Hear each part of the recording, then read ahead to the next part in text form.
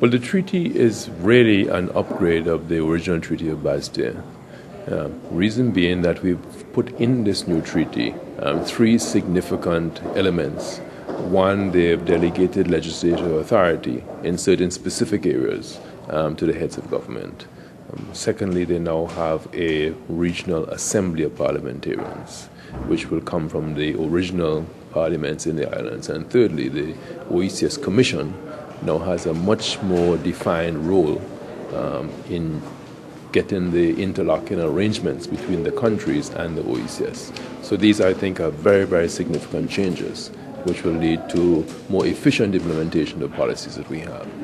But the chairperson has done an excellent job over the last 6 weeks or so since the Anguilla meeting, because what we've had to do, we've had to fine-tune this treaty and put it in a way that would be acceptable to a number of interests to make sure that legalities of the treaty were accurate and did not offend the constitutions.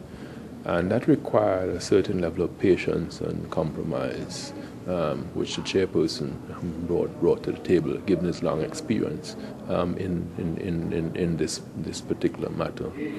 You have to understand that the OECS is a very congenial grouping.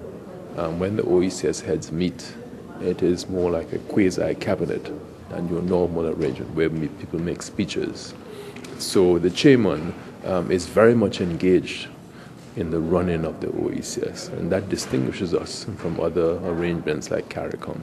So the chairman really has to be in the ball, and I think the chairman did an excellent job tonight of portraying to the world what the OECS is like in its workings, and just not the presentation of the words in the treaty, but how the arrangement really works, which is its strength.